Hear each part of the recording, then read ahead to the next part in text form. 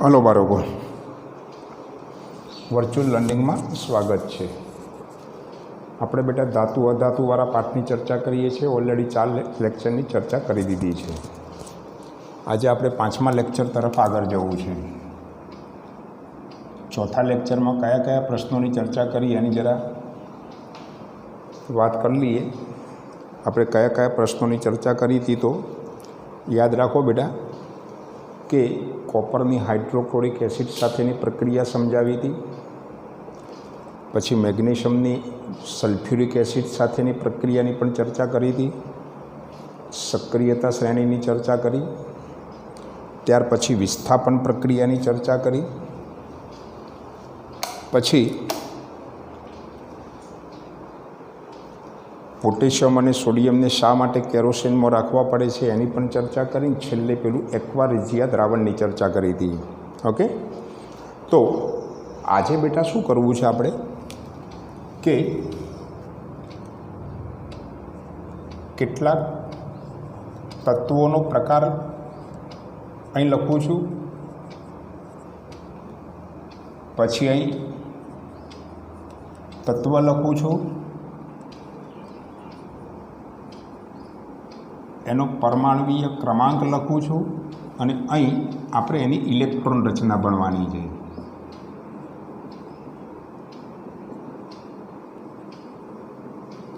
એક વસ્તુ યાદ રાખવાની બેટા કે કોઈ પણ તત્વ હોય ને એની 4 કક્ષાઓ હોય, કે એલ, એમ અને એન.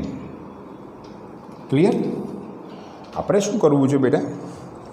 તો સૌથી પહેલાં નિષ્ક્રિય તત્વો. અહીં તત્વનો પ્રકાર તરીકે આપણે નિષ્ક્રિય તત્વો લખવા છે. કયા નિષ્ક્રિય તત્વો લખવા છે? તો અહીં હું તત્વ લખું છું. બરાબર યાદ રાખજો બેટા કે હિલિયમ, નિયોન અને આર્ગોન.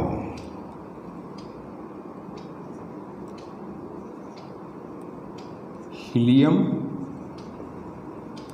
એટલે He,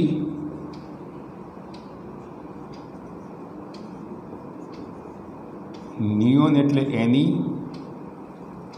અને આર્ગોન એટલે Ar. આ બધા નિષ્ક્રિય તત્વો છે બેટા.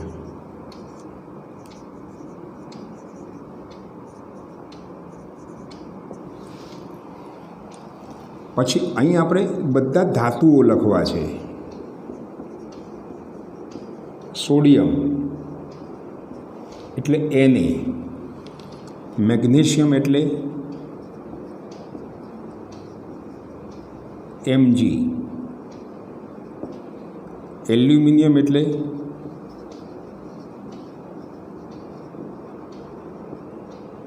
Al. જેટલાની જરૂર છે ને બેટા એટલા જ લખીએ છીએ. પોટેશિયમ અને કેલ્શિયમ. કેલ્શિયમ એટલે Ca. આ બધા ધાતુ તત્વો છે. આ બધા કયા છે બેટા? તો નિષ્ક્રિય તત્વો. આ બધા ધાતુ તત્વો છે.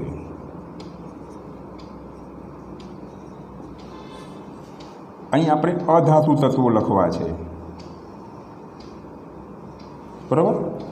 અધાતુ તત્વ તરીકે આપણે નાઇટ્રોજન,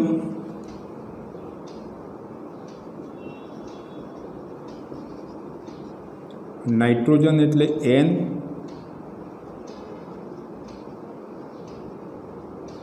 ઓક્સિજન એટલે O,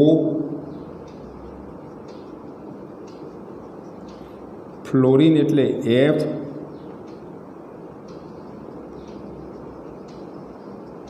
ફોસ્ફરસ એટલે P,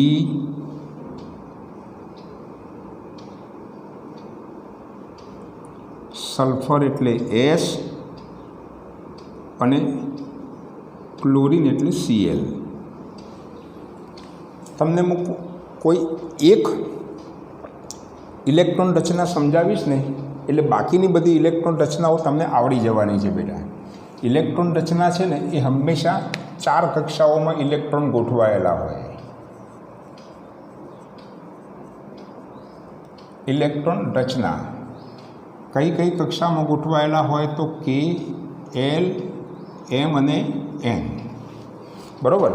સૌથી પહેલાં તો બધાના પરમાણુય ક્રમાંક લખી દઈએ. જો બેટા, હિલિયમનો પરમાણુય ક્રમાંક 2 છે, નિયોનનો પરમાણુ ક્રમાંક 10 છે અને આર્ગોનનો પરમાણુ ક્રમાંક 18 છે. એટલે આપણે પહેલાં નિષ્ક્રિય વાયુઓના પરમાણુ ક્રમાંક લખ્યા. હવે આપણે શું કરીએ તો જુદી જુદી કક્ષાઓમાં ઇલેક્ટ્રોનની ગોઠવણી. બરાબર. ચલો બેટા, આનો પરમાણુય ક્રમાંક 2 છે, એનો મતલબ કે એમાં ઇલેક્ટ્રોન 2 છે. તો આ 2 ઇલેક્ટ્રોન એક કે કક્ષામાં ગોઠવાશે, બાકીની કક્ષાઓ એની ખાલી રહે. હવે આમાં આપણે જોવાનું કે આનો પરમાણુય ક્રમાંક 10 છે, એટલે આ કે કક્ષામાં 2 ઇલેક્ટ્રોન ગોઠવાય અને બાકીના 8 ઇલેક્ટ્રોન એલ કક્ષામાં ગોઠવાય. ક્લિયર? આનો પરમાણુય ક્રમાંક કેટલો છે તો 18. તો પ્રથમ કક્ષામાં 2 ઇલેક્ટ્રોન, એલ કક્ષામાં 8 ઇલેક્ટ્રોન અને એમ કક્ષામાં પણ 8 જ ઇલેક્ટ્રોન. એક વસ્તુ યાદ રાખો બેટા, કોઈપણ કક્ષામાં વધુમાં વધુ 8 ઇલેક્ટ્રોન સમાઈ શકે. ક્લિયર? એટલે આપણે શું કરીશું બેટા કે 2, 8, 8 એવું લખ્યું. ચલો, તો આ કોની વાત પૂરી થઈ ગઈ બેટા? તો નિષ્ક્રિય વાયુ તત્વોની ઇલેક્ટ્રોન રચના પતી ગઈ.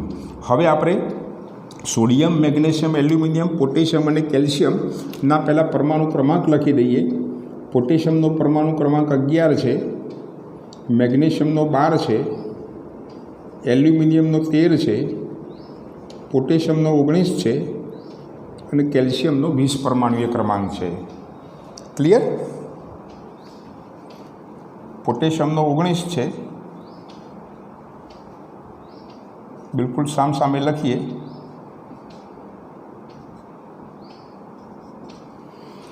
હવે આપણે જોવાનું કે આમાં 11 ઇલેક્ટ્રોન છે, એટલે પ્રથમ કક્ષામાં કેટલા ઇલેક્ટ્રોન સમાય તો 2, પછી એલ કક્ષામાં 8 અને એમ કક્ષામાં 1 ઇલેક્ટ્રોન સમાય. આ ઇલેક્ટ્રોન રચના બેટા યાદ રાખવાની. ઇલેક્ટ્રોનની કક્ષાઓ કે, એલ, એમ, એન એ પણ ક્રમ આપણે યાદ રાખવાનો. આમાં 12 ઇલેક્ટ્રોન છે, એટલે શું થશે બેટા? કે કક્ષામાં 2, એલ કક્ષામાં 8 અને એમ કક્ષામાં 2 ઇલેક્ટ્રોન સમાય. ચલો, આનો પરમાણુય ક્રમાંક 13 છે, એટલે આમાં પહેલી કક્ષામાં 2, બીજી કક્ષામાં 8 અને ત્રીજી કક્ષામાં એટલે એમ કક્ષામાં 3 ઇલેક્ટ્રોન સમાય.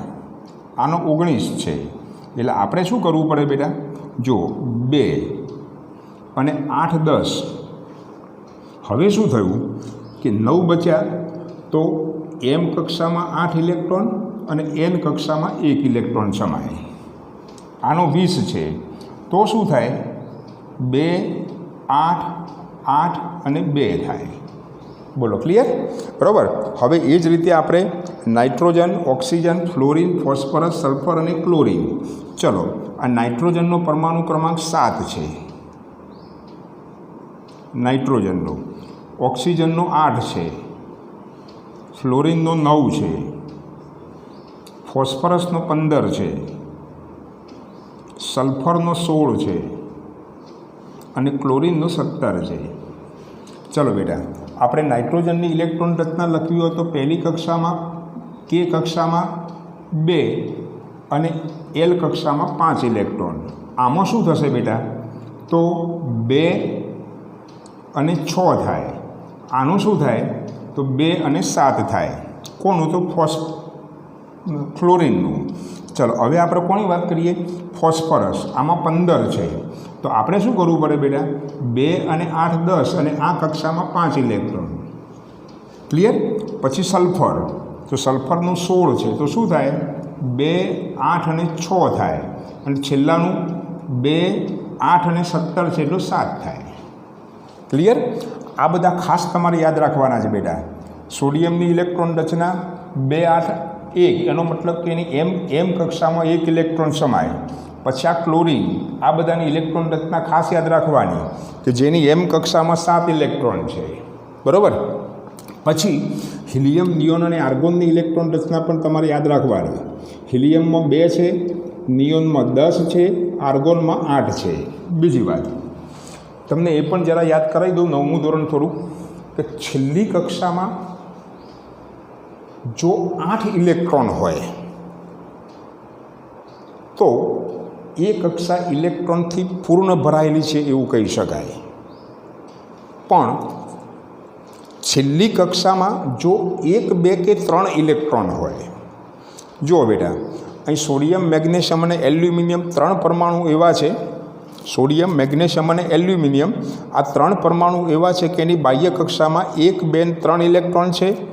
અને પોટેશિયમ અને કેલ્શિયમની પણ બાહ્ય કક્ષામાં 1 અને 2. ટૂંકમાં જે તત્વના પરમાણુની બાહ્યતમ કક્ષામાં 1, 2 કે 3 ઇલેક્ટ્રોન હોય ને એ હંમેશા ઇલેક્ટ્રોન ગુમાવે અને એ ધન આયન બનાવે. આ ધન આયન છે ને બેટા, એને કેટાયન કહેવાય. શું કહેવાય? કેટાયન. યાદ રાખજો બેટા, કોઈપણ તત્વના પરમાણુની બાહ્યતમ કક્ષામાં 1, 2 કે 3 ઇલેક્ટ્રોન હોય ને એ તત્વના પરમાણુઓ કાયમી ઇલેક્ટ્રોન ગુમાવી અને કેટાયન બનાવે. કેટાયન એટલે કે ધન આયન બનાવે. પણ જે તત્વના પરમાણુની બાહ્યતમ કક્ષામાં 5, 6 કે 7 ઇલેક્ટ્રોન હોય એ તત્વના પરમાણુઓ કાયમી ઇલેક્ટ્રોન મેળવી અને એનાયન બનાવે. એનાયન એટલે ઋણ આયન બનાવે. આટલી વસ્તુ તમે યાદ રાખશો ને તો આના પછીનો પ્રશ્ન તમને બહુ સરળતાથી યાદ રહી જશે. બરાબર. હવે આપણે શું કરવું છે બેટા કે આયનીય સંયોજનો એટલે કે વીજભારિત સંયોજનો વિશે ચર્ચા કરવી છે અને સોડિયમ ક્લોરાઇડના અણુનું નિર્માણ સમજવું છે. ફરીવાર કોની ચર્ચા કરવી છે બેટા? તો આયનીય સંયોજનો એટલે કે વીજભારિત સંયોજનો વિશે ચર્ચા કરવી છે. બરાબર. કયા સંયોજનો વિશે ચર્ચા કરવી છે? તો આયનીય સંયોજનો.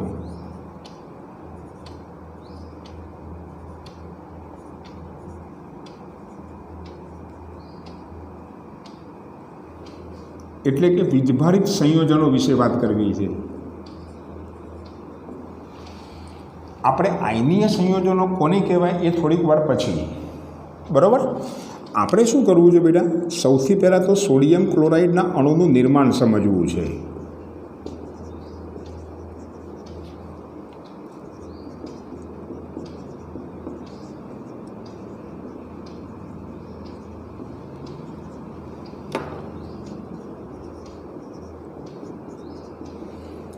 સોડિયમ ક્લોરાઇડમાં એક Na હોય ને બીજો ક્લોરાઇડ હોય.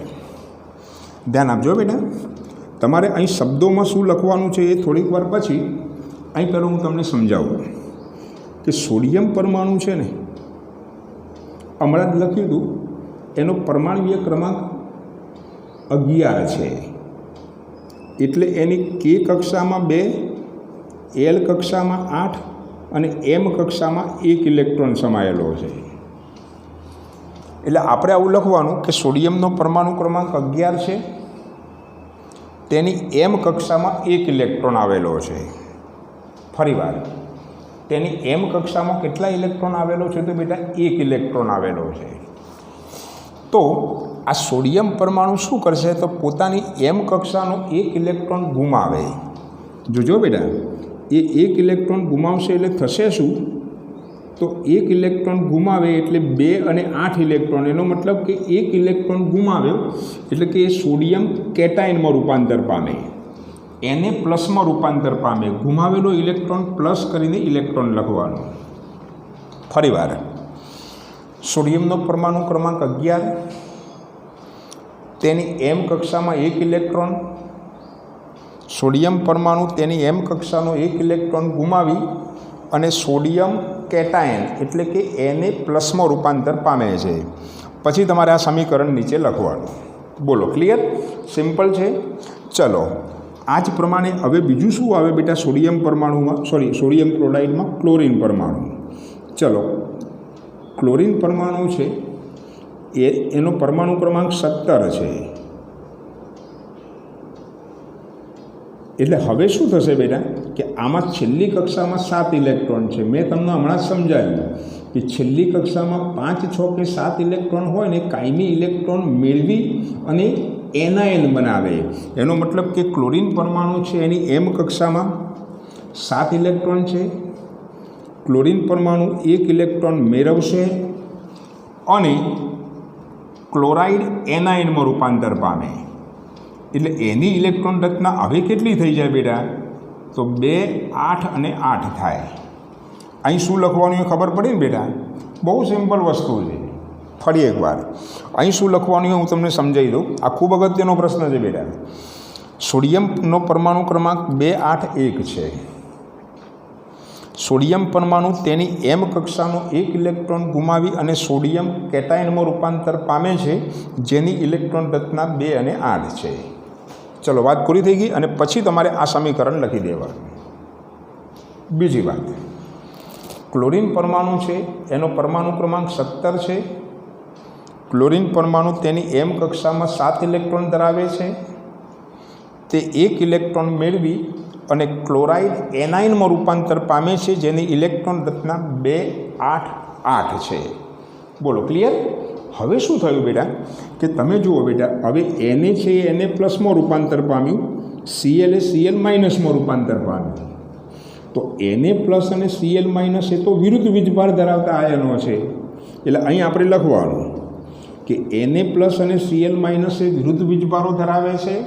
એટલે એની વચ્ચે આકર્ષણ થાય અને બને શું બેટા? તો સોડિયમ ક્લોરાઇડ બનાવે. કઈ રીતે બનાવે તો જરા અહીં જુઓ બેટા. અહીં શું લખવાનું એમ થોડીક વાર પછી ફરી પાછું બોલીએ. ચલો, શું થયું બેટા? તો એને પ્લસ એ ધન વીજભાર ધરાવે, Cl માઇનસ એ ઋણ વીજભાર ધરાવે. બંને વચ્ચે વીજ આકર્ષણ થાય એટલે બને શું?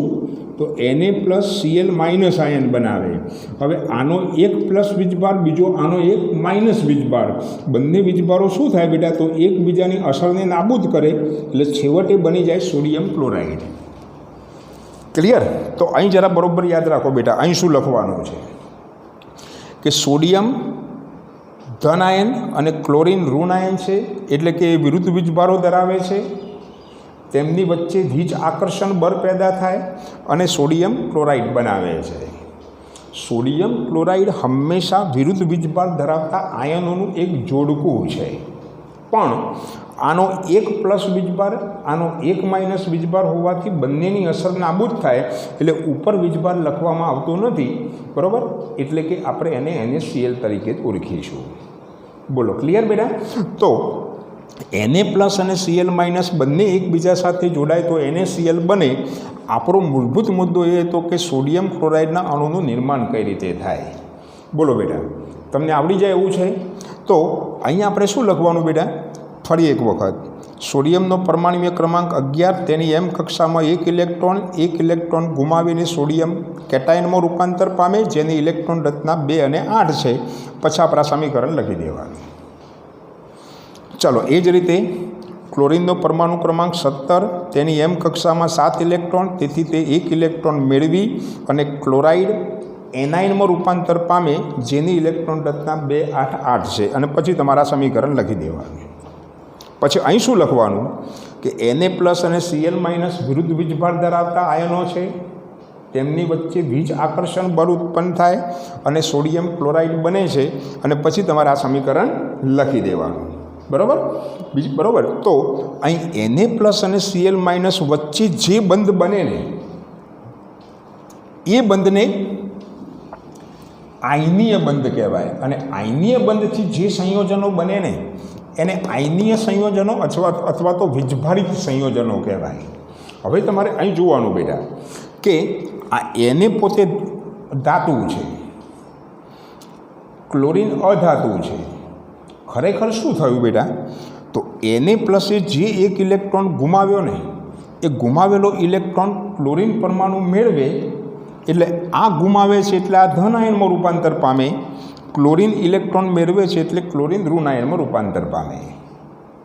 એનો મતલબ શું થયો બેટા કે ધાતુ તત્વ અને અધાતુ તત્વ વચ્ચે ઇલેક્ટ્રોનની આપલે દ્વારા જે સંયોજન બને ને એવા સંયોજનોને આયનીય સંયોજનો અથવા તો વીજભારિત સંયોજનો કહેવાય. ખબર પડી બેટા? ફરી એકવાર શું લખીશું? આયનીય સંયોજનો અથવા તો વીજભારિત સંયોજનો કોને કહેવાય? તો આપણે સોડિયમ ક્લોરાઇડના અણુનું નિર્માણ સમજ્યા એના પરથી આપણને ખાસી એવી ખબર પડી ગઈ કે સોડિયમ પોતે ધનાયન છે, ધાતુ છે, અને ક્લોરીન પોતે અધાતુ છે. સોડિયમ પરમાણુએ જે ઇલેક્ટ્રોન ગુમાવ્યો એ ક્લોરીન પરમાણુએ મેળવ્યો. એનો મતલબ કે ધાતુ અને અધાતુ વચ્ચે ઇલેક્ટ્રોનની આપલે થઈ અને પછી સોડિયમ ક્લોરાઇડ બન્યું. તો સોડિયમ ક્લોરાઇડ એ આયનીય સંયોજન છે.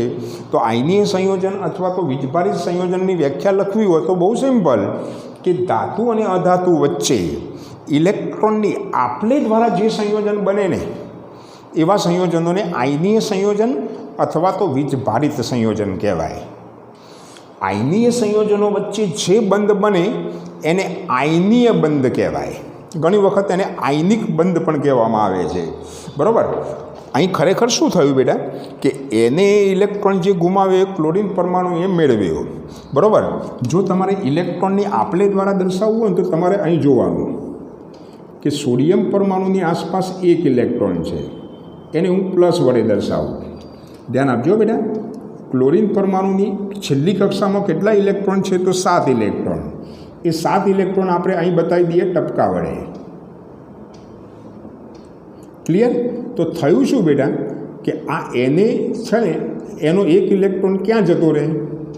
આ ઇલેક્ટ્રોન છે બેટા, આ પ્લસ છે ઇલેક્ટ્રોન છે, એ અહીં 7 ઇલેક્ટ્રોન છે. બરાબર. 2 ને 2 4 ને 2 6 ને 1 7. તો આ ઇલેક્ટ્રોન છે ને ખસીને અહીં આવે. ક્લિયર? તો હવે શું થાય બેટા, કે બંને વચ્ચે અહીં પ્લસ લખજો એટલે આવું થાય. એને ઇલેક્ટ્રોન ગુમાવ્યો એટલે જોજો બેટા, આ પ્લસ ઇલેક્ટ્રોન છે અને આ ઇલેક્ટ્રોન ક્લોરીનનો છે. એટલે ક્લોરીનની આસપાસ કુલ 8 ઇલેક્ટ્રોન થઈ ગયા. એટલે ક્લોરીન ઋણ આયન બન્યો. તો આ રીતે બનતું જે સંયોજન છે ને એને સોડિયમ ક્લોરાઇડ કહેવાય. આ ઇલેક્ટ્રોનની આપલે દ્વારા આપણે એની સમજૂતી આપી. બરાબર. હવે આવી જ એક સમજૂતી બેટા હું તમને બીજી આપી દઉં. મેગ્નેશિયમ ક્લોરાઇડના અણુનું નિર્માણ સમજીએ આપણે.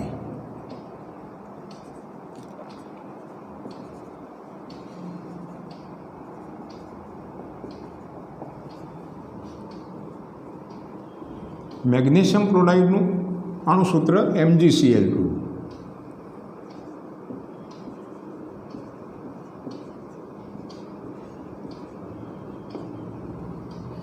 ચલો બેટા, મેગ્નેશિયમનો પરમાણુ ક્રમાંક 12 છે. એટલે એની ઇલેક્ટ્રોન રચના 2 8 અને 2 થાય. એની M કક્ષામાં 2 ઇલેક્ટ્રોન ધરાવે છે. એટલે કરશે શું બેટા, તો 2 ઇલેક્ટ્રોન ગુમાવે. ચલો, 2 ઇલેક્ટ્રોન ગુમાવે તો એનું રૂપાંતરણ Mg2+ માં થાય. હવે તમારે અહીં જોવાનું કે ક્લોરીન પરમાણુ છે ને બેટા, એ ક્લોરીન પરમાણુનો પરમાણુ ક્રમાંક 17 છે. એ તો તમને ખબર છે. એટલે એની M કક્ષામાં 7 ઇલેક્ટ્રોન છે. એટલે કાયમી એ શું કરશે બેટા, તો ઇલેક્ટ્રોન મેળવશે અને ક્લોરાઇડ ઋણ આયનમાં રૂપાંતર પામે. હવે અહીં તમે જરા બરોબર જોજો બેટા, મેગ્નેશિયમના પરમાણુએ કેટલા ઇલેક્ટ્રોન ગુમાવ્યા છે? તો 2 ઇલેક્ટ્રોન ગુમાવ્યા છે. ક્લોરીન પરમાણુને એક જ ઇલેક્ટ્રોનની જરૂર છે. એટલે થશે શું બેટા, તો મેગ્નેશિયમ પરમાણુ છે એના 2 ઇલેક્ટ્રોન એક ક્લોરીન પરમાણુ મેળવશે. એટલે પરિસ્થિતિ આવી થાય. જોજો બેટા, હું તમને અહીં સમજાવું. આ મેગ્નેશિયમ છે ને એની આસપાસ હું ચોકડી વડે દર્શાવું. એના 2 ઇલેક્ટ્રોન છે. ક્લોરીન પરમાણુને એક જ ઇલેક્ટ્રોન ખૂટે છે, પણ આને કેટલા છે બેટા? આને છેલ્લી કક્ષામાં 2 ઇલેક્ટ્રોન છે એટલે એને 2 ઇલેક્ટ્રોન ગુમાવવાના છે. એટલે એક ક્લોરીન પરમાણુ લઈએ તો એક જ ઇલેક્ટ્રોન એ લઈ શકે. એટલે થશે શું, તો મેગ્નેશિયમ પરમાણુની બાહ્યતમ કક્ષાના 2 ઇલેક્ટ્રોન એક ક્લોરીન પરમાણુ લેશે. જોજો બેટા, ક્લોરીન પરમાણુની આસપાસ કેટલા ઇલેક્ટ્રોન? 7 ઇલેક્ટ્રોન થઈ ગયા. 7 ઇલેક્ટ્રોન. હવે શું થશે બેટા, કે આ બંને વચ્ચે પ્રક્રિયા થાય ત્યારે આ મેગ્નેશિયમનો 1 ઇલેક્ટ્રોન છે અહીં આવે અને આ મેગ્નેશિયમનો 1 ઇલેક્ટ્રોન અહીં આવે. એટલે થશે શું, આવી પરિસ્થિતિ થઈ જશે. જુઓ બેટા, આ Mg છે એ 2+ માં રૂપાંતર પામે.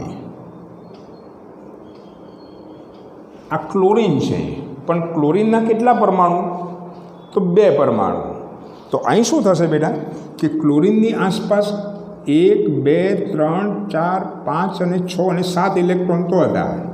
હવે આને શું કર્યું બેટા? તો એક ઇલેક્ટ્રોન મેળવ્યો, પણ કેટલા ક્લોરીન પરમાણુ હતા? 2 ક્લોરીન પરમાણુ હતા. એટલે અહીં Cl2 થશે. તમે આગળ 2Cl લખો તો પણ ચાલે, પણ ટૂંકમાં આ માઇનસ છે. એટલે Mg અને Cl2 આ બંને ભેગા થાય તો શું બને? તો MgCl2 બને.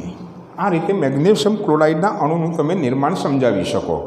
ખબર પડી બેટા શું કર્યું એ? ફરી એકવાર શું લખીશું?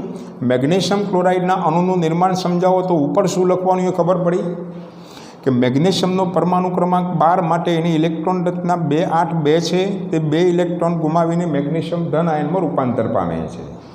પછી આ સમીકરણ લખવાનું.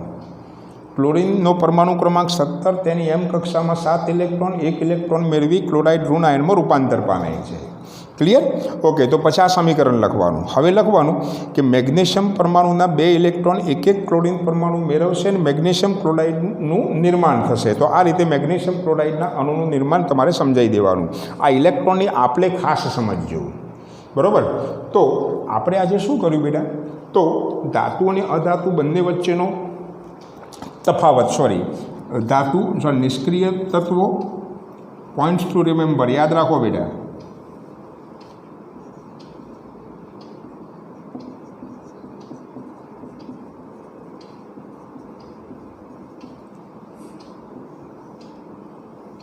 શું ચર્ચા કરી?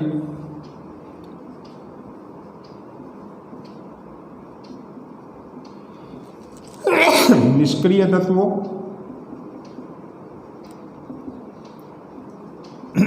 ધાતુ તત્વો અને અધાતુ તત્વો ની ઇલેક્ટ્રોન રચના ભણ્યા. બરાબર? આ પહેલો પ્રશ્ન ભણ્યા. પછી બીજો પ્રશ્ન, એનો ઉપયોગ કરીને આયનીય સંયોજનોની વાત કરી. આયનીય સંયોજનોમાં NaClનું નિર્માણ સમજ્યા, અને જેવું NaClનું નિર્માણ હતું એવું MgCl2ના અણુનું નિર્માણ પણ આપણે સમજ્યા. બધા જ પ્રશ્નો ખૂબ જ અગત્યની વાત છે. હવે પછી બેટા અગાઉના લેક્ચરમાં આપણે શું કરીશું કે આ જે આયનીય સંયોજનો ભણ્યા છે ને એ આયનીય સંયોજનના ગુણધર્મોની ચર્ચા કરીશું. આયનીય સંયોજનના ગુણધર્મોની ચર્ચા કર્યા પછી આપણે શું કરીશું બેટા કે જુદા જુદા તત્વોના ઇલેક્ટ્રોન રચનાની ચર્ચા કરીશું, 1-2 અણુઓનું નિર્માણ પણ સમજીશું, અને ત્યાર પછી 2-3 પદોની સમજૂતી કરીને પછી આગળના પ્રશ્નોની ચર્ચાઓ કરીશું. ઓકે બેટા? તો આજના પ્રશ્નો જે આટલા જે આપણે ચર્ચા કરી છે એ પ્રશ્નોનો જરા વ્યવસ્થિત અભ્યાસ કરવાનો. બાકીના પ્રશ્નોની ચર્ચા હવે પછીના લેક્ચરમાં આપણે કરીશું. ઓકે બેટા? બાય, આવજો.